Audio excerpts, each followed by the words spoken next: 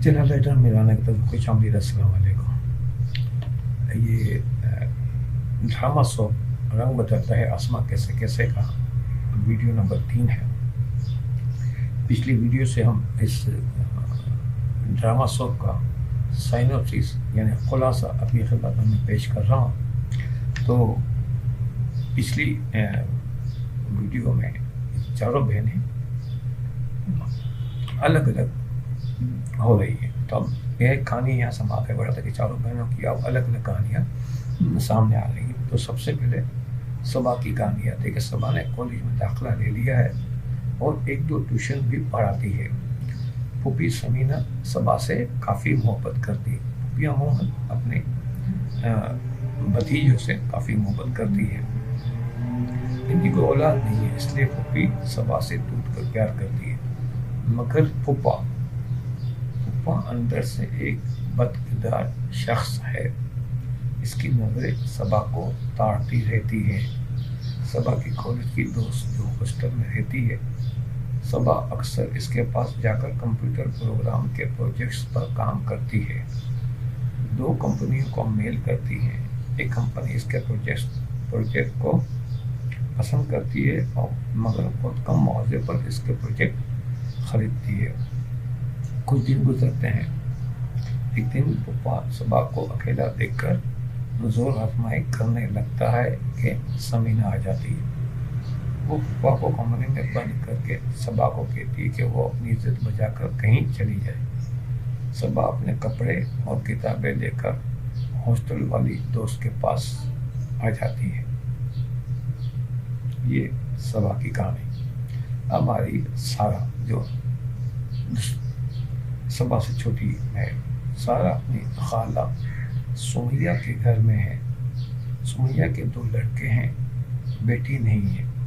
سمیہ نے سلطانہ سے سلائی اور کڑھائی کا کام سیکھا ہوا ہے، اس لیے وہ گھر میں سلائی اور کڑھائی کا کام کرتی ہے۔ سارا خالہ کے ساتھ سلائی کڑھائی کے کام میں لگ جاتی ہے۔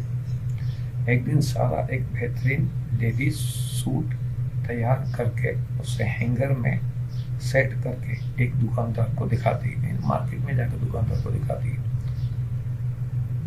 دکاندار کو سارا کا کام پسند آتا ہے۔ وہ 2000 میں سوٹ خرید کر اسے مزید سوٹ کا آرڈر بھی دیتا ہے۔ سارا خوش ہو جاتی ہے۔ اب سارا محنت سے نئے نئے ڈیزائن کے سوٹ تیار کر کے دکاندار کو دیتی رہتی ہے۔ دکاندار 2000 کا سوٹ 6000 میں بیچنے لگتا ہے۔ سارا کو پتہ چلتا ہے مگر وہ خاموشی سے کام کیے جا رہی ہے۔ اچھا جی، خانم بوتیک کی مالکن خانم اس دکان میں سارا کے سوٹ دیکھ کر دنگ رہ جاتی ہے۔ خانم دکاندار سے پوچھتی ہے تو وہ ٹال دیتا ہے، اسے سارا کے بنائے ہوئے سوٹ اچھے لگتے ہیں تو وہ پوچھتی ہے، منع کر دیتا ہے۔ خانم آئے دن دکان پر نظر رکھتی ہے۔ ایک دن اسے سارا مل جاتی ہے۔ خانم سارا کو آفر کرتی ہے کہ وہ اس کے سوٹ زیادہ قیمت میں خریدے گی۔ خانم کی بوتیک تاریخ روڈ پر ہے۔ اب سارا خانم کو سوٹ دینے لگتی ہے۔ خانم ایک اچھی عورت ہے۔ خانم کی بوتیک کے اوپر اس کا اپنا فلیٹ ہے۔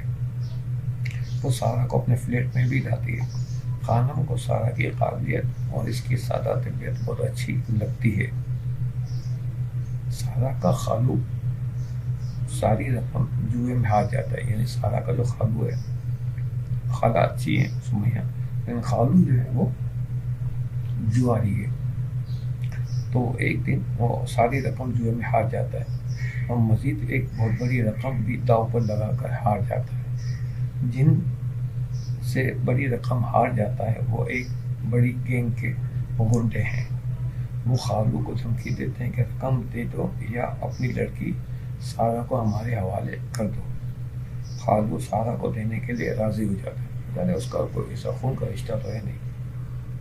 خالہ سمیہ کو پتہ چلتا ہے تو وہ سارا کو کہتی ہے کہ وہ اپنی جان بچائے اور کہیں بھی چلی جائے، ورنہ خالو اور غنڈے اس کی زندگی برباد کر دیں گے۔ سارا گھبراہٹ میں خانم کے پاس پہنچ جاتی ہے اور اسے ساری بات بتاتی ہے تو خانم اسے اپنے ساتھ رکھ لیتی ہے۔ تو یہ कहानी हमारी 2 बहनों की यहाँ ये हो गई। अब तीसरी जो है वो बहन है हादिया। ये जो अपने चचा शुजात के घर पर है। चचा अक्सर शहर से बाहर के काम के सिलसिले में जाता रहता है। चची लालची औरत है, वो हादिया से घर के तमाम काम करवाती है, उसे बच्चों की नौकरानी बना देती है, वो अपने बच्चों की नौकरानी बना देती है। 10 साल हादिया चची की झड़कियाँ खामोशी से सुनती रहती है और घर के तमाम काम करती है। वो चची के बच्चों के होमवर्क भी कर देती है।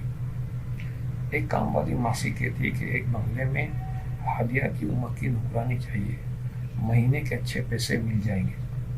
चची लालच में आकर बंगले में भेज देती है। हादिया यहाँ भी मेहनत से सारे काम कर रही है। चची को 1-2 माह मासी पैसे ला कर देती है, फिर वो मासी भी गायब हो जाती है। चची को बंगले का पता मालूम नहीं है, मगर वो खुश होती कि हादिया से इसकी जान छूट गई। तो ये दूसरी जो बेटी है कि हादिया की कहानी।